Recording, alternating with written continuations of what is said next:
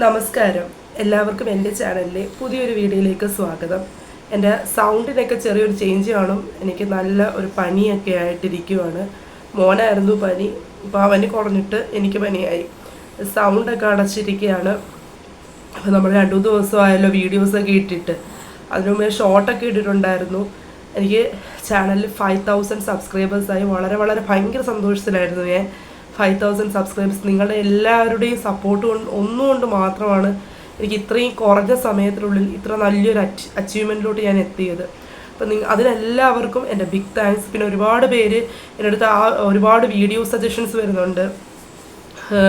Secretary അസിസ്റ്റൻറ്റിന് വേണ്ടിയുള്ള study plan, time table, പിന്നെ അതിനെ ബുക്ക് ഇൻട്രൊഡ്യൂസ് ചെയ്യാനായിട്ട് പഠിക്കാനുള്ള, അങ്ങനെ കുറേ സജഷൻ വരുന്നുണ്ട്. ഞാൻ എല്ലാം ഇങ്ങനെ നോട്ട് ചെയ്തിട്ടുണ്ട്. പക്ഷേ ഈ വീഡിയോ ചെയ്യാനുള്ള ഒരു ആരോഗ്യസ്ഥിതി ഇന്നാണ് ഇച്ചിരിയെങ്കിലും ഒന്ന് ഒരു വീഡിയോ ചെയ്യാനുള്ള രീതിയിലോട്ട് വന്നത്. അപ്പം ഞാനെല്ലാം കുറച്ച് എല്ലാവർക്കും വേണ്ടിയിട്ടുള്ള വീഡിയോസൊക്കെ ചെയ്യാം.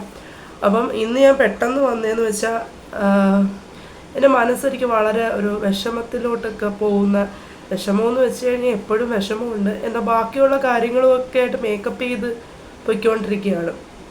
വിഷമങ്ങളില്ലാത്ത മനുഷ്യരില്ലല്ലോ. അതേപോലെ എനിക്കും കുറേ വിഷമങ്ങളൊക്കെ ഉണ്ട് നമ്മുടെ ജീവിതത്തിൽ. ഈ ഒരു PSC, ഒരു ഗവൺമെൻറ് ജോബ് തന്നെ എനിക്ക് വാങ്ങിക്കണം എന്നുള്ളൊരു വാശിയിൽ ഞാൻ നിൽക്കുന്നതിനൊരു പ്രത്യേക റീസൺസൊക്കെ എൻ്റെ ജീവിതത്തിലുണ്ട്. അത് പ്രത്യേക റീസണെന്ന് ഞാൻ പറയുന്നില്ല. എന്നെപ്പോലുള്ള വീട്ടമ്മമാർക്ക് എല്ലാവർക്കും ഒരു കോമൺ റീസൺസ് കാണും, ഈ ഒരു ഗവൺമെൻറ് ജോബ് തന്നെ മേടിക്കണമെന്നുള്ള. അപ്പോൾ അങ്ങനെയും കുറേ റീസൺസൊക്കെ എൻ്റെ ജീവിതത്തിലും ഉണ്ട്. അതാണ് എനിക്കിത് ഇട്ടെറിഞ്ഞ് പോകാൻ പറ്റാത്തത്. എൻ്റെ അടുത്ത് കമൻറ്റ് ബോക്സിൽ കൂടെ കുറേ പേരൊക്കെ ചോദിക്കാറുണ്ട്, ചേച്ചി എത്ര ഇയറായിട്ട് പഠിക്കുന്നുണ്ടെന്ന്. ഞാൻ എന്നിട്ട് വേറൊരു വീഡിയോയിൽ മുമ്പ് പറഞ്ഞിട്ടുമുണ്ട്, ഞാൻ എൻ്റെ കല്യാണത്തിന് മുമ്പ് തന്നെ ഈ PSCക്ക് വേണ്ടി ട്രൈ ചെയ്തിട്ടുണ്ട്. ഞാൻ ഫോഴ്സിൻ്റെ ലിസ്റ്റിലൊക്കെ വന്നിട്ടുണ്ട് കല്യാണത്തിന് മുമ്പ് തന്നെ. അപ്പോൾ അന്ന് തൊട്ടേ, എൻ്റെ കല്യാണം കഴിഞ്ഞിട്ട് ഇപ്പം 4 വർഷമാകുന്നു. അതിനു മുമ്പേ എന്ന് പറയുമ്പോൾ ഞാൻ എന്തായാലും ഒരു 6+ ഇയേഴ്സ് ഇതിനു വേണ്ടി ഇരിക്കുന്നുണ്ട്. എന്നിട്ടും ഒരു ജോലിയിൽ എനിക്ക് എത്തിപ്പെടാൻ പറ്റിയില്ല. എനിക്ക് സത്യം പറഞ്ഞാൽ അതൊക്കെ ആലോചിക്കുമ്പോൾ ഭയങ്കര വിഷമമാണ്. ചില സമയത്ത് ഞാൻ പഠിച്ചുകൊണ്ടിരിക്കുമ്പം പോലും എനിക്ക് കണ്ണ് നിറഞ്ഞ് കരയുന്നൊരവസ്ഥയൊക്കെ വന്നിട്ടുണ്ട്. എന്നാൽ ഇത്രയും നാളായിട്ടൊരു ജോലിയിൽ എത്തിപ്പെടാൻ പറ്റിയില്ലല്ലോ എന്നുള്ളൊരു ഒരു വിഷമം വല്ലാത്തൊരു വിഷമം തന്നെ. കുറേ പേർക്ക് അത് റിലേറ്റ് ചെയ്യാൻ പറ്റും. നമ്മൾ ഇത്രയൊക്കെ പഠിച്ചിട്ട് ഒന്നും ആവുന്നില്ലല്ലോ എന്നൊരു വിഷമമല്ലേ. അപ്പോൾ എന്നെ പറ്റി കൂടുതലായിട്ടുള്ള കാര്യങ്ങളൊന്നും ഞാൻ നിങ്ങളുമായിട്ടൊന്നും ഷെയർ ചെയ്തിട്ടില്ല. എല്ലാവർക്കും ഇപ്പോൾ ഈ ഒരു ചാനലിൻ്റെ പേര് കൊണ്ട് അറിയായിരിക്കും. എൻ്റെ പേര് ആരതി, എൻ്റെ മോൻ്റെ പേരാണ് അയാൻ. അപ്പം ആരതി അയാൻ, അങ്ങനെയാണ് ഞാൻ ഈ ഒരു ചാനലിൻ്റെ പേരിട്ടിരിക്കുന്നത്. എന്നെപ്പറ്റി ഞാൻ ഒന്ന് ഇൻട്രൊഡ്യൂസ് ചെയ്യാമെന്ന് വെച്ചു നിങ്ങളുടെ അടുത്ത്. എനിക്ക് ഇത്രത്തോളം സപ്പോർട്ട് വരുന്ന നിങ്ങൾക്ക് ഞാൻ എന്നെ ഇതുവരെ ഇൻട്രൊഡ്യൂസ് ചെയ്തിട്ടില്ലല്ലോ. ഞാൻ വിചാരിച്ചു ഇന്നത്തെ ഒരു ചെറിയ വീഡിയോയിൽ ഞാൻ എന്നെപ്പറ്റി നിങ്ങൾക്ക് ഇൻട്രൊഡ്യൂസ് ചെയ്യാമെന്ന്. എൻ്റെ പേര് ആരതി എന്നാണ്. എൻ്റെ സ്ഥലം കൊല്ലമാണ്. ഞാൻ കൊല്ലം ജില്ലയിലാണ് താമസിക്കുന്നത്. പ്രോപ്പർ കൊല്ലം സിറ്റിയിൽ തന്നെയാണ്. കുറേ പേരൊക്കെ ചോദിക്കും ചേച്ചിയുടെ വീട് എവിടെയാണെന്നൊക്കെ ചോദിച്ചു. ഞാൻ റിപ്ലൈ കൊടുക്കാറുണ്ട്. കൊല്ലമാണ് എൻ്റെ വീട് വരുന്നത്. പ്രോപ്പർ കൊല്ലം സിറ്റിയിൽ തന്നെയാണ്. അപ്പം എൻ്റെ വീട്ടിൽ ഹസ്ബൻഡും മോനും പിന്നെ ഹസ്ബൻഡിൻ്റെ പേരൻസും. എൻ്റെ വീട്ടിൽ എൻ്റെ ഒരു അച്ഛൻ്റെ ഒരു ബ്രദർ മാത്രമാണ് ഇതിപ്പോൾ താമസിക്കുന്നത്. എൻ്റെ അച്ഛനും അമ്മയും ഒക്കെ മരിച്ചു പോയതാണ്. അച്ഛനൊക്കെ ഒരു 22 വർഷം മുമ്പേ മരിച്ചുപോയി. 2002 23-ാമത്തെ വർഷം ഇത്. എനിക്കൊരു 8 വയസ്സൊക്കെ ഉള്ള സമയത്ത്, എനിക്ക് എത്ര വയസ്സാണെന്നും കുറേ പേര് ചോദിക്കുന്നുണ്ട്. എനിക്ക് 30 വയസ്സാണ്. ഞാൻ 1994 മോഡലാണ് കേട്ടോ. എനിക്ക് 30 വയസ്സാണ്. അപ്പം എനിക്കൊരു 8 വയസ്സൊക്കെ ഉള്ളപ്പോഴേ അച്ഛൻ മരിച്ചുപോയി. പിന്നെ അമ്മ ഞാൻ ഡിഗ്രിക്ക് പഠിക്കുമ്പം, അതായത് 19 വയസ്സിലാണ് മരിച്ചുപോയത്. എനിക്ക് 19 വയസ്സുള്ളപ്പോഴാണ് അമ്മ മരിച്ചുപോയത്. അച്ഛൻ ഒരു റോഡ് ആക്സിഡൻറ്റിലാണ് മരിച്ചത്. അമ്മ അറ്റാക്ക് വന്നിട്ടാണ് മരിച്ചത്. അത് അമ്മയുടെ മരണമെന്ന് പറയുമ്പോഴത്തേക്ക് എനിക്ക് ഭയങ്കര ട്രാജഡി ഉയർത്തുന്നൊരു കാര്യം എൻ്റെ ജീവിതത്തിൽ. അമ്മ മരിക്കുന്നത് എൻ്റെ മടിയിൽ കിടന്നിട്ടാണ്. അതായത് അസുഖമായിട്ട് ഹോസ്പിറ്റലിലോട്ട് കൊണ്ടുപോകുന്ന വഴിക്ക് എൻ്റെ മടിയിൽ കിടന്നിട്ട് അമ്മ മരിക്കുന്നത്. അപ്പോൾ എനിക്ക് ഭയങ്കര ഒരു ട്രോമയായിരുന്നു. നമ്മളെ പ്രസവിച്ച നമ്മുടെ അമ്മ നമ്മളെ മരിക്കുക എന്ന് പറയുന്നത് വലിയൊരു ട്രോമയാണല്ലേ. എൻ്റെ മനസ്സിന് ഭയങ്കര ട്രോമയായിരുന്നു. എനിക്ക് കുറേ നാളത്തേക്ക് ആ ഒരു കാര്യം, കുറേ നാളത്തേക്കെന്നല്ല, റിയലായിട്ട് പറഞ്ഞ് എനിക്ക് ഇപ്പോഴും ആ ഒരു കാര്യം ആക്സെപ്റ്റ് ചെയ്യാൻ പറ്റിയിട്ടില്ല ഇതുവരെ. അമ്മ മരിച്ചു, അതും എൻ്റെ കൺമുമ്പിൽ വെച്ചാണ് മരിച്ചതെന്നുള്ള കാര്യം. അപ്പോൾ അതൊക്കെ എൻ്റെ ജീവിതത്തിൽ ഒരിക്കലും ഞാൻ മരിക്കുന്നവരെ മറക്കാൻ പറ്റാത്തൊരു ട്രാജഡിയാണ്. പിന്നെ എനിക്കൊരു സിസ്റ്ററുണ്ട്. അവൾ കല്യാണം കഴിഞ്ഞു, അവളുടെ കാര്യമായിട്ട് ജീവിക്കുന്നു. പിന്നെ ഞങ്ങളെ വളർത്തിയത്, ഞങ്ങളുടെ അച്ഛൻ്റെ മരണശേഷമൊക്കെ വളർത്തിയത് ഈ ഒരു കൊച്ചച്ഛനാണ്, ഈ ഒരു അച്ഛൻ്റെ അനിയൻ, പുള്ളി കല്യാണമൊന്നും കഴിച്ചിട്ടില്ല, പക്ഷെ ഞങ്ങളെ വളർത്തി ഒക്കെ ഉണ്ട്. അപ്പം വീട്ടിലൊറ്റയ്ക്കാണ്, ഞങ്ങളെ രണ്ടുപേരെയും കല്യാണം കഴിഞ്ഞപ്പോഴത്തേക്ക് വീട്ടിലൊറ്റയ്ക്കാണ്, ഞാൻ പോവും തിരക്കും അങ്ങനെയൊക്കെ. അപ്പം അങ്ങനെയൊക്കെയാണ് സിറ്റുവേഷൻ. അപ്പം ഞാൻ പറഞ്ഞായിരുന്നു എൻ്റെ കല്യാണത്തിന് മുമ്പ് തന്നെ ഞാനൊരു, അതായത് ഡിഗ്രി കഴിഞ്ഞപ്പം തൊട്ടേ ഞാനൊരു PSC ജോബ്, ഞാൻ ആദ്യം ഇറങ്ങിയത് ബാങ്ക് എക്സാം കോച്ചിങ്ങിനാണ്. അതുകൊണ്ടായിരിക്കും എനിക്ക് മാത്സ് കുറച്ചും കൂടെ ഈസിയായി PSCയിലോട്ട് വന്നപ്പോൾ. ബാങ്ക് എക്സാമിന് പോയപ്പോഴും അവിടെ 2 എക്സാമാണ്, പ്രിലിമും മെയിൻസും. ഇതേപോലെ തന്നെ പ്രിലിം എല്ലാത്തിനും കിട്ടും, എനിക്ക് മെയിൻസ് കിട്ടത്തില്ല, ആ ഒരു സിറ്റുവേഷൻ. അതുമല്ല ഇതുപോലെ ഫ്രീ ആയിട്ടല്ല ബാങ്ക് എക്സാം അപ്ലൈ ചെയ്യേണ്ടത്. ഞാനൊക്കെ അപ്ലൈ ചെയ്യുമ്പോൾ 700-800 രൂപയായിരുന്നു ഒരു എക്സാമിന്. അങ്ങനെ കൊടുത്ത് അവസാനം കാശില്ലാതായപ്പോൾ ഞാനങ്ങ് നിർത്തി. ബാങ്ക് എക്സാം കോച്ചിങ്ങും ബാങ്ക് എക്സാം എഴുതുന്ന പരിപാടിയെല്ലാം നിർത്തിയിട്ട് പിന്നെ PSCയിലോട്ട് തിരികെ ചെയ്തത്. PSCയിൽ ഞാൻ ഫസ്റ്റ് എഴുതിയത് LDC ആണ്. LDC 2017, എനിക്കൊന്ന് 17-18 ഉള്ളൊരു LDC ആണ് ഞാൻ ആദ്യമായിട്ട് എഴുതുന്നത്. അപ്പോൾ അതിൽ ഞാൻ ട്രിവാൻഡ്രം, എന്തോ എനിക്ക് അറിയത്തില്ല, ഇതിനെ പറ്റിയിട്ട് എനിക്ക് ഒന്നും അറിയത്തില്ലായിരുന്നു. അപ്പം ഞാൻ ആദ്യം ട്രിവാൻഡ്രം വെച്ചു. എൻ്റെ ഒരു കൊച്ചച്ഛൻ പറഞ്ഞു ട്രിവാൻഡ്രം വയ്ക്കാൻ. എനിക്ക് 3 കൊച്ചന്മാരുണ്ട്, അതിലൊരു കൊച്ചൻ പറഞ്ഞു, ആൾ ഗവൺമെൻറ് സർവീസിലാണ്. അപ്പോൾ ആൾ പറഞ്ഞു ഇത് ട്രിവാൻഡ്രം വെക്കാൻ പറഞ്ഞു. എനിക്കറിയത്തില്ല ട്രിവാൻഡ്രം വെക്കണോ കൊല്ലം വെക്കണോ, എനിക്കൊന്നും അറിയത്തില്ല. പുള്ളി പറഞ്ഞു ട്രിവാൻഡ്രം വയ്ക്കുക, ഞാൻ ട്രിവാൻഡ്രം വെച്ചു. ഞാൻ ആ എക്സാം എഴുതിയപ്പം എനിക്ക് ഒരു 3 മാസം കൊണ്ടാണ് ഞാൻ അതിനു വേണ്ടി എന്തൊക്കെയോ ഒന്ന് നോക്കിയത്. ഒന്നും അറിയത്തില്ല, ട്രാക്കൊന്നും അറിയത്തില്ല. അങ്ങനെ നോക്കിയപ്പോൾ എനിക്ക് 70 സംതിങ് ആയിരുന്നു അന്ന്. ഈ സ്റ്റേറ്റ്മെൻറ്റ് ടൈപ്പ് ക്വസ്റ്റ്യൻ ഒന്നുമല്ല, 2017 എന്ന് പറയുമ്പോൾ മനസ്സിലാവില്ല, 2021 മുതൽ പാറ്റേൺ മാർക്ക് തുടങ്ങിയത്. അപ്പം അന്നത്തെ എക്സാം അതിന് 70+ ആയിരുന്നു അന്ന് കട്ട് ഓഫ് ട്രിവാൻഡ്രം. പക്ഷേ എനിക്ക് 65+ ഉണ്ടായിരുന്നു. അപ്പോൾ എനിക്ക് മാനസികമായിട്ട് ഒരു കോൺഫിഡൻസ് ആയി, അപ്പം നന്നായിട്ട് നോക്കിയാൽ കിട്ടും. അന്ന് മുതൽ തുടങ്ങിയ പ്രയാണമാണ് സത്യത്തിൽ PSCയുടെ പുറകെയുള്ള. പിന്നെയുള്ള ഓരോ എക്സാമിനെന്ന് വെച്ചാൽ ഈ പോലീസ് അങ്ങനെയുള്ള ഫോഴ്സിൻ്റെ എല്ലാ ലിസ്റ്റിലും ഞാൻ വരും, നല്ല മാർക്കോടുകൂടി വരും, ഫിസിക്കൽ കിട്ടത്തില്ല. പിന്നെ വരുന്നതെന്ന് വെച്ചാൽ അല്ലാതുള്ള ലിസ്റ്റുകളിലെല്ലാം കട്ട് ഓഫിന് കുറേ താഴോട്ട് വരും. ഒന്നെങ്കിൽ സപ്ലി വീഴും, അല്ലെങ്കിൽ കട്ട് ഓഫിന് കുറേ മാർക്കൂടെ താഴെ, ഒരു 10 മാർക്കിനകത്ത് വ്യത്യാസം, ചിലപ്പോൾ ഒരു 5 മാർക്കിൻ്റെ വ്യത്യാസം, അങ്ങനെയൊക്കെ പോവും. അപ്പോഴും മനസ്സിലൊരു ഹോപ്പാണ്, ഇന്നല്ലെങ്കിൽ നാളെ വരും, അങ്ങനെ പഠിച്ചു. അവസാനം പിന്നെ ഒരു 2020 ആയപ്പോഴത്തേക്ക് കല്യാണം, കോവിഡിൻ്റെ ആ ടൈമിൽ ഒരു കല്യാണാലോചനയൊക്കെ വന്ന് പിന്നെ കല്യാണം കഴിച്ചപ്പോഴും എൻ്റെ മനസ്സിൽ ഈ ഒരു സംഭവം തന്നെ, ഗവൺമെൻറ് ജോബ് വാങ്ങുക. അതിനു മുമ്പേ നമ്മുടെ ജീവിത സാഹചര്യമൊക്കെ കൊണ്ട് ഗവൺമെൻറ് ജോബ് അത്യാവശ്യമായിട്ടൊരു ഘട്ടത്തിലാണ്. പക്ഷെ ഞാൻ അപ്പം മേക്കപ്പ് ചെയ്തതെന്ന് വെച്ചാൽ ഒരു PSC കോച്ചിങ് സെൻറ്ററിൽ കോർഡിനേറ്ററായിട്ട് വർക്ക് ചെയ്യുന്നുണ്ടായിരുന്നു. പിന്നെ ഒരുപാട് ട്യൂഷൻ ഉണ്ടായിരുന്നു എനിക്ക്, ഹോം ട്യൂഷൻസ്. അങ്ങനെയൊക്കെ ഞാൻ എൻ്റേതായിട്ടുള്ള രീതിയിൽ വരുമാനം ഉണ്ടായിക്കൊണ്ടിരുന്നതായിരുന്നു കല്യാണത്തിന് മുമ്പൊക്കെ. അപ്പോൾ ആ ഒരു രീതിയിൽ ഞാൻ വരുമാനം ഉണ്ടാക്കുന്നതുകൊണ്ട് എനിക്ക് സൈഡായിട്ടായിരുന്നു PSC പഠനം പൊയ്ക്കൊണ്ടിരുന്നത്. അപ്പം ആ ഒരു കോട്ടം ഉണ്ടായിരുന്നു. നമുക്ക് കുറേ കാര്യം വർക്ക് ചെയ്യാനായിട്ട് പോകും, കുറച്ച് നേരം പഠിക്കാനായിട്ട് അങ്ങനെയും പോകുന്നുണ്ടായിരുന്നു. കല്യാണശേഷം പിന്നെ ട്യൂഷനും ആ കോർഡിനേറ്റർ ആ ഒരു കോച്ചിങ് സെൻറ്ററിലെ പോക്കും എല്ലാം നിർത്തിയപ്പോഴത്തേക്ക് പിന്നെ എനിക്ക് ഫുള്ളായിട്ട് പഠിക്കണം എന്നുള്ളൊരു ചിന്തയായി. ജോലി മേടിക്കണം, അറിയാമല്ലോ, കല്യാണം കഴിഞ്ഞവർക്ക് പറഞ്ഞാൽ അറിയാം, നമ്മൾ കല്യാണം കഴിയുമ്പോഴായിരിക്കും നമുക്ക് അതുവരെ ഇല്ലാത്തൊരു ആവേശമായിരിക്കും ജോലി മേടിക്കാൻ. അത് ഞാൻ എന്തൊക്കെയാണെന്നൊന്നും വിശദീകരിച്ചാൽ നിങ്ങൾക്ക് മനസ്സിലാവും. അപ്പം ആ ഒരു കാര്യമായിരിക്കും, നമുക്ക് എത്രയും പെട്ടെന്ന് ജോലി മേടിച്ചാൽ അത്രയും നല്ലതെന്നുള്ളൊരു ചിന്തയാണ്. അപ്പം ആ ഒരു ചിന്തയായിരുന്നു പിന്നെ. പക്ഷെ അത് ഞാൻ പെട്ടെന്ന് പ്രഗ്നൻ്റായി, കല്യാണം കഴിഞ്ഞിട്ട് പെട്ടെന്ന് പ്രഗ്നൻ്റായി. പിന്നെ ഒരു 10 മാസം എന്ന് വെച്ച് കഴിഞ്ഞാൽ എനിക്ക് വലിയ കോംപ്ലിക്കേഷനുള്ള പ്രഗ്നൻസിയോ കാര്യങ്ങളോ ഒന്നും അല്ലായിരുന്നു. പിന്നെ കുറേ നേരം ഒന്ന് ഇരിക്കാനൊക്കെ ബുദ്ധിമുട്ടുണ്ടായിരുന്നു, ആ ഒരു ഇതേ ഉള്ളൂ. ഹെൽത്ത് വൈസ് വലിയ പ്രശ്നങ്ങളോ വോമിറ്റിങ് പോലും വലുതായിട്ട് എനിക്കില്ലായിരുന്നു. അങ്ങനെ വലിയ കോംപ്ലിക്കേറ്റഡ് ഒന്നും അല്ലായിരുന്നു. അപ്പോൾ ആ ടൈമിലൊക്കെ ആയിരുന്നു LDCയുടെയൊക്കെ എക്സാമൊക്കെ വന്നത്. അപ്പം പ്രിലിംസൊക്കെ നല്ല മാർക്കായിരുന്നു എനിക്ക് പാസ്സായത്. പിന്നെ മെയിൻസ് വന്നപ്പോഴത്തേക്ക് മോന് 2 മാസം ആയപ്പോഴത്തേക്കാണ് മെയിൻസ് എക്സാം വന്നത്. അപ്പോഴത്തേക്ക് എൻ്റെ പഠിത്തമൊക്കെ ഒരു വഴിയിലായി. അപ്പോഴത്തെ ഉറക്ക പ്രശ്നം ഒക്കെ ആയി. ന്യൂ ബോൺ ബേബി അല്ലേ, നമ്മൾ എത്രയായിരുന്നു മറന്നുപോയി, എത്ര മണിക്കൂർ കൂടുമ്പോഴാണ്, ഇപ്പം മോന് 3 വയസ്സായി, സത്യം പറഞ്ഞാൽ മറന്നുപോയി. എത്രയോ മണിക്കൂർ കൂടുമ്പം നമ്മൾ രാത്രി എണീച്ച് ഫീഡ് ചെയ്യണം, അതിൻ്റെ ക്ഷീണം, അത് നമ്മൾ കിടന്ന് ഫീഡ് ചെയ്യാൻ പറ്റത്തില്ല, എണീച്ചിരുന്ന് ഫീഡ് ചെയ്യണം. അപ്പോൾ അതിൻ്റെയൊക്കെ ഓരോ ക്ഷീണങ്ങൾ. പിന്നെ വീട്ടിൽ ആ സമയത്ത് ഞാനും ഹസ്ബൻഡ് അച്ഛനും മോനും മാത്രമായി. ഹസ്ബൻഡിൻ്റെ മദർ അങ്ങ് അവരെ മോളുടെ വീട്ടിലോട്ട് പോയി. പിന്നെ എനിക്ക് വീട്ടിലെ ജോലി, കൊച്ചിനെ നോട്ടം, അതിൻ്റെ കൂടെ ഈ പഠിത്തം എല്ലാം കൂടെ എനിക്ക് ഭയങ്കര ടയേർഡായിരുന്നു. പക്ഷേ എങ്ങനെയൊക്കെയോ ഞാൻ LDCയുടെ ലിസ്റ്റിൽ, സപ്ലി ലിസ്റ്റിൽ കൂടി. പാലക്കാടാണ് ഞാൻ അപ്ലൈ ചെയ്തത്, സപ്ലി ലിസ്റ്റിൽ വന്നു. പക്ഷേ അത് കാര്യമില്ല, ഞാൻ ഈഴവ കാറ്റഗറിയാണ്. ഒരു ജനറലിനെ പോലെ കൺസിഡർ ചെയ്താൽ മതി ഈഴവയും. അപ്പം അത് വലിയ കാര്യമില്ല. എന്നാലും സപ്ലി ലിസ്റ്റിൽ വന്നു. പിന്നെ ASMൻ്റെ ഒരു ലിസ്റ്റിലും വന്നു, കൊല്ലം ASM. അതിന് മുമ്പ് പറഞ്ഞു 761 റാങ്ക്. അതൊന്നും ജോലി കിട്ടേണ്ടതായിട്ട് റാങ്ക് അല്ല. പക്ഷേ ഈ ഒരു സ്ട്രഗിളിൽ കൂടെ പോയാണ് ഞാൻ ആ ഒരു ലിസ്റ്റിലൊക്കെ കയറിയത്. അത് തന്നെ വലിയൊരു, അപ്പം പിന്നെയും എനിക്ക് പഠിക്കാനുള്ളൊരു ഇൻസ്പിറേഷൻ ഉണ്ടാവുകയാണ് ചെയ്ത് ഇതൊക്കെ കൊണ്ട്. അതായത് ഞാൻ ഇത്രയൊക്കെ സ്ട്രഗിൾ ചെയ്ത് പഠിക്കാൻ, അത് വലുതായിട്ടൊന്നും പഠിച്ചിട്ടൊന്നുമില്ല. മോനൊക്കെ ആയ ശേഷം എന്ത് പഠിക്കാനാണ്. ഞാൻ പാലക്കാട് എക്സാം എഴുതാൻ പോയത്. ആ ട്രെയിനിൽ ഇരുന്ന ലാസ്റ്റ് ആ കറണ്ട് അഫയേഴ്സൊക്കെയാണ് നോക്കിയത്. അപ്പം അങ്ങനെ പോലും പഠിച്ചിട്ട് എനിക്ക് ആ ലിസ്റ്റിൽ വരാൻ പറ്റും. അപ്പോൾ വീണ്ടും എനിക്ക് എൻകറേജ്മെൻറ്റ്, പ്രചോദനം.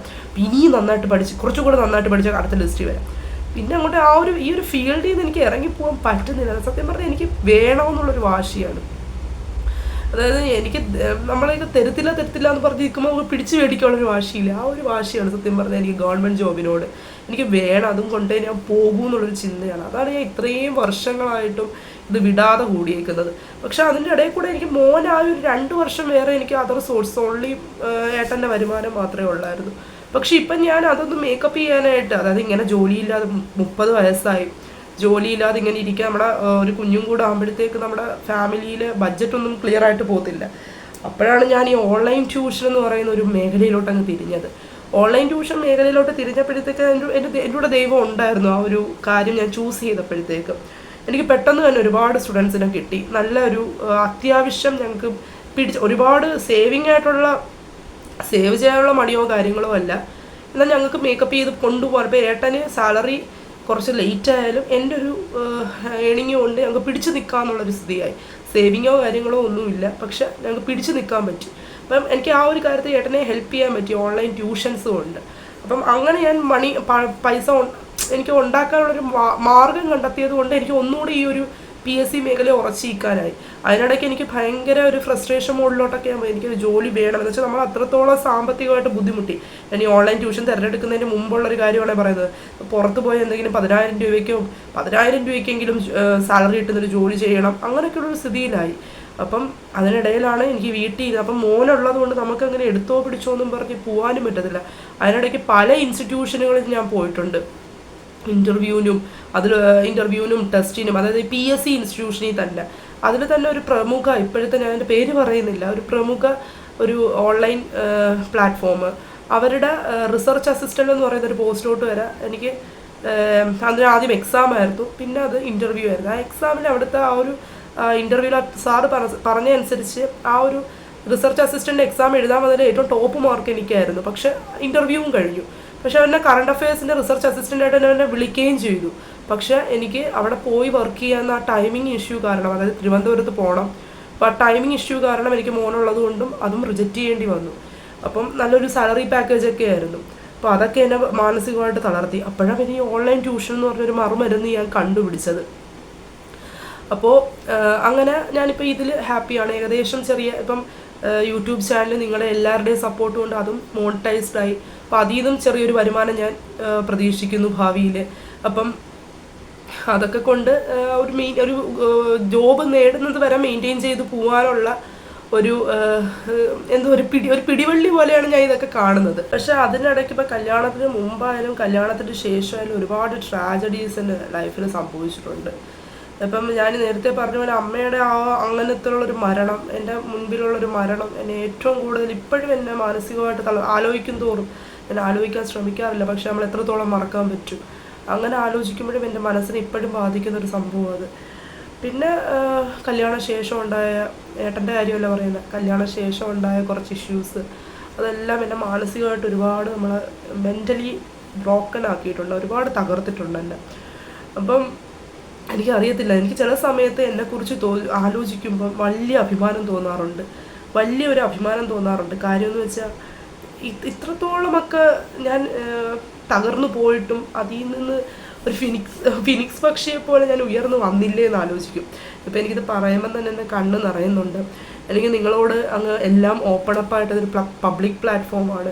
അപ്പം നമുക്ക് അത്രത്തോളം ഓപ്പൺ അപ്പ് ആവാനൊന്നും പറ്റത്തില്ല, കുറേയൊക്കെ ഹൈഡ് ചെയ്ത് നമുക്ക് സംസാരിക്കാൻ പറ്റത്തുള്ളൂ. എന്നാലും ആ ഒരു ഫീലിംഗ് എൻ്റെ മനസ്സിൽ തോന്നുന്നത് കൊണ്ടായിരിക്കും എൻ്റെ കണ്ണ് നിറയുന്നത്. എന്തോ എനിക്ക് എൻ്റെ മനസ്സിൽ, എൻ്റെ ജീവിതത്തിൽ ഞാൻ അനുഭവിച്ച ട്രാജഡീസ് എന്തൊക്കെയാണെന്ന് എനിക്ക് നിങ്ങളോട് എണ്ണി പറയാൻ പറ്റത്തില്ല. പക്ഷെ എൻ്റെ മനസ്സിലിപ്പോൾ അത് ഓരോന്നായിട്ട് ഇങ്ങനെ തെളിഞ്ഞു വരുന്നതുകൊണ്ടാണ് എൻ്റെ കണ്ണ് നിറയുന്നത്. ഓക്കെ, ഞാനിപ്പോൾ എത്രത്തോളം ശരിയായിട്ടുള്ള കാര്യമാണ് ചെയ്യുന്നതെന്ന് എനിക്കറിയില്ല. ഞാൻ നിങ്ങൾക്കൊക്കെ ഒരു മോട്ടിവേഷനാണ്. എന്നെപ്പോലെ ഒരുപാട് അവസ്ഥകളുള്ള ഒരുപാട് പേർക്ക് മോട്ടിവേഷനാണ്. എത്രയൊക്കെ മോട്ടിവേഷനാണെന്ന് പറഞ്ഞാലും ഞാനെന്ന് പറയുന്നൊരു വ്യക്തി എനിക്കറിയാം ഞാൻ ആരാണ്, ഞാൻ എന്താണെന്ന്.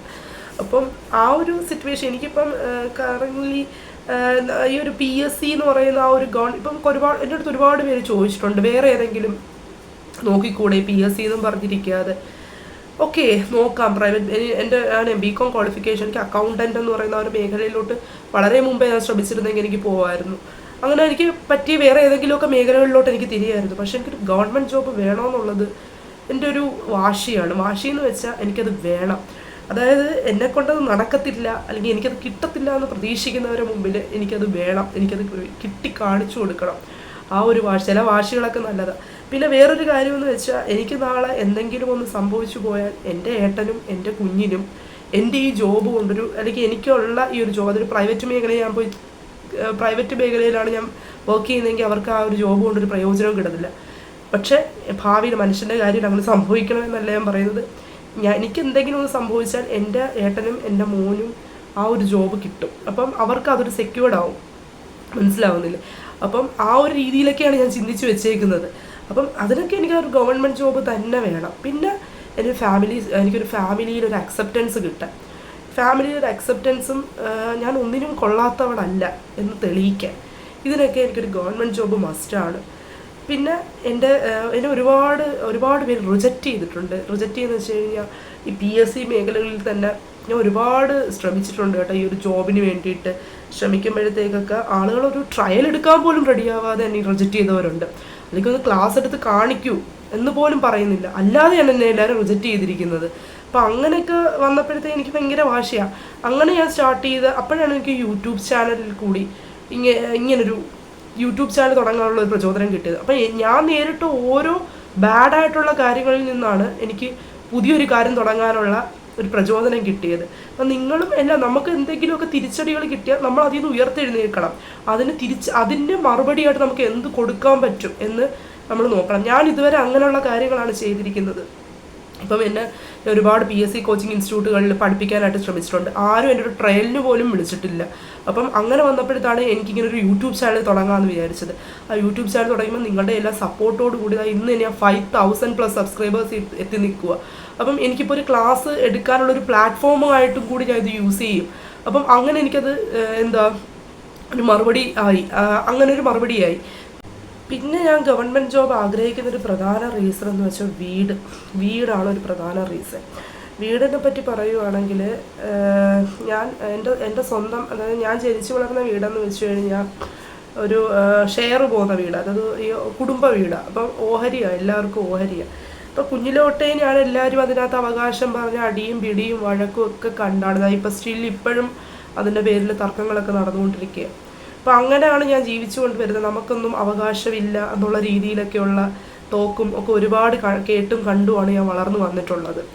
അപ്പം ആ ഒരു സമയത്തൊക്കെ എനിക്ക് സ്വന്തമായിട്ട് ആരും ഇറങ്ങി പോവാൻ പറയരുത്, അങ്ങനൊരു വീട് വേണം. ഇപ്പം നമ്മുടെ ഹസ്ബൻഡിൻ്റെ വീട്ടിൽ വന്ന് നിന്നാലും അത് നമ്മുടെ വീടായിട്ട് നമുക്ക് കൺസിഡർ ചെയ്യാൻ പറ്റത്തില്ലല്ലോ. പറ്റുന്നവർ കാണും, ഞാൻ എൻ്റെ സിറ്റുവേഷൻ വെച്ചിട്ടാണ് പറയുന്നത്. അപ്പം എനിക്ക് സ്വന്തമായിട്ടൊരു വീട്, അതായത് എൻ്റെയും എൻ്റെ ഏട്ടൻ്റെയും എൻ്റെ മോൻ്റെയും മാത്രമായിട്ട് എനിക്കൊരു വീട്. അത് ആരും എൻ്റെ അടുത്ത് അവിടെ നിന്ന് ഇറങ്ങിപ്പോകാൻ പറയത്തില്ല. എനിക്കവിടെ ഫുൾ സ്വാതന്ത്ര്യമുണ്ട്. എൻ്റെ വീട് അല്ലെങ്കിൽ ഞങ്ങളുടെ വീട്, അങ്ങനൊരു വീട് വേണം എന്നുള്ളൊരു സ്വപ്നം. ആ ഒരു സ്വപ്നവും എനിക്ക് ഗവൺമെൻറ് ജോബ് വേണമെന്നുള്ള കാര്യത്തിൽ ഗവൺമെൻറ് ജോബ് തന്നെ വേണമെന്നുള്ളൊരു റീസണാണ്. പിന്നെ വേറൊരു കാര്യം പറഞ്ഞാൽ എനിക്ക് കുറച്ച് ഈ ഒരു സർവീസ് മെൻറ്റാലിറ്റി ഓൾ ഓവർ ഇതിനെല്ലാം ഉപരി ആ ഒരു കാര്യമാണ്. ഒരു സർവീസ് മെൻറ്റാലിറ്റി, ആളുകളെ സർവീസ് ചെയ്യണം, ആവശ്യക്കാരെ സർവീസ് ചെയ്യണം. ആ ഒരു സർവീസ് മെൻറ്റാലിറ്റി ഉള്ളത് കൊണ്ട് തന്നെ ഗവൺമെൻറ് ജോബും എനിക്ക് ഒരു ബെറ്റർ ഓപ്ഷൻ ആയിരിക്കും, ബെസ്റ്റ് ഓപ്ഷൻ ആയിരിക്കും ഗവൺമെൻറ് ജോബ്. ഞാൻ ഒരുപാട് കാര്യങ്ങൾക്ക്, ഞങ്ങളുടെ അച്ഛൻ ഞാൻ പറഞ്ഞു ആക്സിഡൻറ്റിലാണ് മരിച്ചത്. അപ്പം ആക്സിഡൻറ്റ് മരിക്കുമ്പോഴത്തേക്ക് നമുക്കതിന് ക്ലെയിമൊക്കെ കിട്ടാനായിട്ട് കുറേ ഓടി നടന്നിട്ടുള്ളൂ. അപ്പം അതിന് വേണ്ടിയിട്ട് കുറേ പേപ്പറൊക്കെ ശരിയാക്കാനും ഒക്കെ ഞാൻ കുറേ ഗവൺമെൻറ് ഓഫീസുകളിലൊക്കെ കയറും. അപ്പോൾ അവിടുത്തേക്ക് ചിലവരുടെ ആറ്റിറ്റ്യൂഡ് നമുക്ക് അങ്ങോട്ട് ദഹിക്കത്തില്ല. ആ രീതിയിലുള്ള ആറ്റിറ്റ്യൂഡാണ്. നമ്മളേതോ അവരെന്തോ ഔദാര്യം വെച്ചേക്കും, നമ്മളെന്തോ മേടിക്കാൻ ചെല്ലുന്നു എന്നുള്ള രീതിയിലൊക്കെ പെരുമാറിക്കളയും ചില ഉദ്യോഗസ്ഥർ. പക്ഷെ ചില ഉദ്യോഗസ്ഥർ വളരെ കൈൻഡായിട്ട് പെരുമാറുന്നവരും ഉണ്ട്. അപ്പം അങ്ങനെയൊക്കെയുള്ള സിറ്റുവേഷൻ ഫേസ് ചെയ്തിട്ടുള്ളത് കൊണ്ട് നമ്മുടെ മുമ്പിൽ വരുന്നൊരു ആവശ്യക്കാരെ നമ്മൾ അറിഞ്ഞ് സഹായിക്കണം. അതിന് നമുക്കൊരു ഗവൺമെൻറ് എംപ്ലോയി ആയിരിക്കണം, അല്ലേ? നമുക്കറിയാം ഗവൺമെൻറ് ഓഫീസുകളിൽ കയറി ഇറങ്ങി നടക്കുന്ന. അപ്പം ഗവൺമെൻറ് അങ്ങനെയുള്ള ആൾക്കാരെ സർവീസ് ചെയ്യണോ എന്നുള്ളൊരു മെൻറ്റാലിറ്റിയും എനിക്ക് ഗവൺമെൻറ് ജോബ് വേണം എന്നുള്ളതിനൊരു പ്രധാന റീസണാണ്. അപ്പം ഞാൻ ഈ ഗവൺമെൻറ് ജോബ് തന്നെ വേണമെന്ന് പറഞ്ഞ് നിൽക്കുന്നതിനുള്ള എൻ്റെ റീസൺസും പിന്നെ എൻ്റെ ജീവിതത്തിലെ കുറച്ച് കാര്യങ്ങളും ഒക്കെയാണ് നിങ്ങളോട് പറഞ്ഞത്. എനിക്ക് കുറച്ച് ഇമോഷണലായി പോകും. എന്താ വെച്ചാൽ നമ്മളെ അത്രത്തോളം മൈൻഡിൽ അഫക്റ്റ് ചെയ്തേക്കുന്ന കുറച്ച് കാര്യങ്ങളാണ് ഞാൻ പറഞ്ഞത്. അപ്പോൾ കുറച്ചൊക്കെ ഒന്ന് ഇമോഷണലായിപ്പോയി, ക്ഷമിക്കണം എല്ലാവരും. അപ്പോൾ ഞാനീ പറഞ്ഞ കാര്യങ്ങളൊക്കെ റിലേറ്റ് ചെയ്യാൻ പറ്റുന്ന ഒരുപാട് പേര് ഈ വീഡിയോ കാണുന്നുണ്ടായിരിക്കും. അങ്ങനെ കാണുന്നവർ എന്തുവാ, നമ്മളൊക്കെ ഒരേ തൂവൽ പക്ഷികളല്ല. ഞാൻ എൻ്റെ കമൻറ്റ് ബോക്സിൽ പലരുടെ കമൻറ്റും വായിക്കുമ്പം ഞാൻ മനസ്സുകൊണ്ട് പറയുന്നത് എന്നെ പോലെ അല്ലെങ്കിൽ എന്നെ പോലെ അനുഭവിക്കുന്ന അല്ലെങ്കിൽ എന്നെ പോലെ വിഷമമുള്ളൊരു കുട്ടി എന്നാൽ ഏട്ടനോട് പറഞ്ഞ് അത് കാണിച്ചു കൊടുക്കുന്നത്. അപ്പോൾ ഈ 2025 പറയുന്നത് ഞാൻ എൻ്റെ ജീവിതത്തിലൊരു ബെസ്റ്റ് ഇയറായിട്ട് ഞാൻ കൺസിഡർ ചെയ്യുന്നു. ഞാൻ ദൈവത്തോട് പ്രാർത്ഥിക്കുന്നു എൻ്റെ ഈ ആഗ്രഹങ്ങളൊക്കെ ഒരു നടക്കാനുള്ളൊരു തുടക്ക വർഷമായിട്ട് ഈ 2025 മാറണമെന്നാണ് ഞാൻ വിചാരിക്കുന്നത്. അതിന് വേണ്ടിയിട്ടുള്ള എൻ്റെ ഭാഗത്തു നിന്നുള്ള മാക്സിമം എഫോർട്ട് ഞാൻ ഇനി ഇടും. അത് ദൈവവും കൂടെ എൻ്റെ കൂടെ നിൽക്കണം. എനിക്ക് ചില സമയത്ത് തോന്നാറുണ്ട് ഈ ഒരു ചെറിയ മാർക്കിനോ അല്ലെങ്കിൽ എന്തെങ്കിലുമൊക്കെ അശ്രദ്ധ കൊണ്ട് നെഗറ്റീവ് വരുമ്പോഴൊക്കെ ദൈവം എൻ്റെ കൂടെ ഇല്ലേ എന്നൊക്കെ ചിന്തിക്കാറുണ്ട്. പക്ഷെ അതിൻ്റെ അടുത്ത സെക്കൻഡ് ദൈവം എൻ്റെ കൂടെ ഉണ്ട്, ദൈവം എൻ്റെ കൂടെ ഉണ്ട് എന്നുള്ളൊരു തെളിവാണ് നിങ്ങളുടെ ഇത്രയും പേരുടെ സപ്പോർട്ട് ഈ ഒരു യൂട്യൂബ് ചാനലിൽ കൂടെ എനിക്ക് കിട്ടുന്നത്. പിന്നെ എൻ്റെ ഓൺലൈൻ ട്യൂഷൻസ്, ദൈവം എൻ്റെ കൂടെ ഉണ്ട്. പക്ഷേ എനിക്ക് കിട്ടാൻ പോകുന്ന ആ ഒരു സൗഭാഗ്യത്തിൻ്റെ വില എനിക്ക് ദൈവം നമുക്ക് കഷ്ടപ്പെട്ട് കിട്ടിയാൽ അതിൻ്റെ വില നമുക്ക് മനസ്സിലാവും. പെട്ടെന്ന് നമുക്ക് കിട്ടിയാൽ നമുക്ക് അത്രയും വില മനസ്സിലാവത്തില്ലല്ലേ? ദൈവം അതിനു വേണ്ടിയായിരിക്കും എന്നെ ഇത്രയും കഷ്ടപ്പെടുത്തുന്ന ആ ഒരു അച്ചീവ്മെൻറ്റിലോട്ട് എത്താൻ വേണ്ടിയിട്ട്. ഇപ്പം ഞാൻ അങ്ങനെയാണ് വിചാരിക്കുന്നത്. ദൈവം എൻ്റെ കൂടെ ഉണ്ടെന്ന് ഞാൻ പൂർണ്ണമായിട്ട് വിശ്വസിക്കുന്നുണ്ട്. കൂടെ നിങ്ങളും ഉണ്ടെന്ന് ഞാൻ വിശ്വസിക്കുന്നു. അപ്പോൾ നിങ്ങൾ പറഞ്ഞ കുറേ വീഡിയോസ് എനിക്കിനി ചെയ്യാൻ പെൻഡിങ് ആയിട്ടുണ്ട്. ഒന്ന് സെക്രട്ടറി അസിസ്റ്റൻ്റ് സ്റ്റഡി പ്ലാൻ, പിന്നെ അതിൻ്റെ പഠിക്കാനുള്ള ബുക്ക് ഇൻട്രൊഡ്യൂസ് ചെയ്യണം. പിന്നെ അതിൻ്റെ 10th ലെവൽ 3rd സ്റ്റേജ് നടക്കാൻ പോകുന്നുണ്ട്, അതിൻ്റെ ഷുവർ ടോപ്പിക്ക് വീഡിയോ ചെയ്യണം. അങ്ങനെ കുറേ കാര്യങ്ങളുണ്ട്. ഇടയ്ക്ക് ഇവർ പനി വന്നു കയറിയതുകൊണ്ട് പിന്നെ മോന് പനിയായി കഴിഞ്ഞാൽ അറിയാമല്ലോ, മക്കൾക്ക് പനി വന്നു കഴിഞ്ഞാൽ പിന്നെ ഒന്നും നോക്കണ്ട, നമുക്കൊന്നും ചെയ്യാൻ പറ്റാത്ത സ്ഥിതിയാവും. അപ്പോൾ അതുകൊണ്ടൊക്കെ കൂടിയാണ് ഈ വീഡിയോസിന് ഡിലേ വരുന്നത്. അപ്പോൾ എത്രയും പെട്ടെന്ന് തന്നെ ഈ 3rd സ്റ്റേജുകാർക്കുള്ള ഷുവർ ടോപ്പിക്ക് വീഡിയോയും ബാക്കി നിങ്ങൾ സജസ്റ്റ് ചെയ്ത വീഡിയോസും ഒക്കെ ആയിട്ട് ഞാൻ എത്രയും പെട്ടെന്ന് തന്നെ വരും. അപ്പോൾ ഓക്കെ. അപ്പോൾ ഇത്രയും നേരം എന്നെ കേട്ടിരുന്ന, എൻ്റെ ഒരു കുഞ്ഞു കഥ കേട്ടിരുന്ന നിങ്ങളെല്ലാവർക്കും ഒരുപാട് നന്ദി. എനിക്ക് നിങ്ങളോട് നന്ദി മാത്രമേ ഉള്ളൂ, നന്ദിയും സ്നേഹവും മാത്രം. അപ്പോൾ ഞാൻ ഇത്രയും നേരം പറഞ്ഞ ഈ കാര്യങ്ങൾ ഈ ഓരോരുത്തർക്കും ഓരോ മൈൻഡാണ്. നിങ്ങളൊക്കെ ഏത് രീതിയിലാണ് അത് എടുത്തതെന്നൊന്നും എനിക്കറിയത്തില്ല. എൻ്റെ മനസ്സിപ്പോൾ ഒരുപാട് വിഷമിച്ചിരിക്കുന്നൊരു ടൈമാണ്. ആ ഒരു ടൈമിൽ എനിക്ക് നിങ്ങളോട് ഇത്രയെങ്കിലുമൊക്കെ ഒന്ന് പറയണം എന്ന് തോന്നിക്കൂടെ, ഞാൻ ആരാണ് എന്താണെന്നൊക്കെ നിങ്ങൾക്ക് എന്നെപ്പറ്റി ഒന്ന് ഇൻട്രൊഡ്യൂസ് ചെയ്യണം എന്നെനിക്ക് തോന്നി. അപ്പം ഞാനിതാണ്. പിന്നെ എൻ്റെ ജീവിതത്തിലെ അതും കൂടെ പറഞ്ഞ് ഞാൻ നിർത്താം. എൻ്റെ ജീവിതത്തിലെ ഏറ്റവും വലിയ സൗഭാഗ്യം എൻ്റെ ഭർത്താവാണ്, എൻ്റെ ഏട്ടൻ. എൻ്റെ ഏട്ടനെ പോലെ ഒരാളെ കിട്ടിയത് എൻ്റെ ജീവിതത്തിലെ ഏറ്റവും വലിയൊരു സൗഭാഗ്യമായിട്ട്, എന്നെ എത്രത്തോളം മനസ്സിലാക്കുന്ന ഒരു മനുഷ്യനാണ് അദ്ദേഹം എന്ന് ഞാൻ പല ഘട്ടത്തിലും തിരിച്ചറിഞ്ഞിട്ടുണ്ട്. ഞങ്ങൾ തമ്മിൽ കുഞ്ഞു കുഞ്ഞു പിണക്കങ്ങളും വഴക്കുകളും ഒക്കെ ഉണ്ടാവാറുണ്ട്. പക്ഷേ എൻ്റെ ദൈവം എനിക്ക് തന്ന എൻ്റെ ഏറ്റവും വലിയൊരു സൗഭാഗ്യമാണ് എൻ്റെ കുഞ്ഞും എൻ്റെ ഏട്ടനും. അപ്പം ആ ഒരു രീതിയിലൊക്കെ ഞാൻ ഒരുപാട് ഭാഗ്യവതിയാണ്. അപ്പോൾ ഓക്കെ, ഇന്നത്തെ വീഡിയോയിൽ ഞാൻ ഇത്രയൊക്കെ പറയാൻ ഉദ്ദേശിച്ചു. എനിക്ക് ഇത്രയൊക്കെ വരുന്നോളൂ വായിൽ പറയാനായിട്ട്. അപ്പോൾ ഓക്കെ, എൻ്റെ ഈ വീഡിയോ കാണുന്ന നിങ്ങളെല്ലാവരും തുടർന്നും എന്നെ സപ്പോർട്ട് ചെയ്യുമെന്ന് ഞാൻ വിചാരിക്കുന്നു. അപ്പോൾ എല്ലാവരും സബ്സ്ക്രൈബ് ചെയ്യണം, എന്നെ സപ്പോർട്ട് ചെയ്യണം. അപ്പോൾ നമുക്ക് അടുത്ത വീഡിയോസുമായിട്ട് എത്രയും പെട്ടെന്ന് തന്നെ കാണാം, നിങ്ങൾ പറഞ്ഞ വീഡിയോസും ഒക്കെ ആയിട്ട്. ഓക്കെ, അപ്പോൾ എല്ലാവർക്കും അടുത്ത വീഡിയോയുമായി കാണുന്നവരെ ബൈ ബൈ.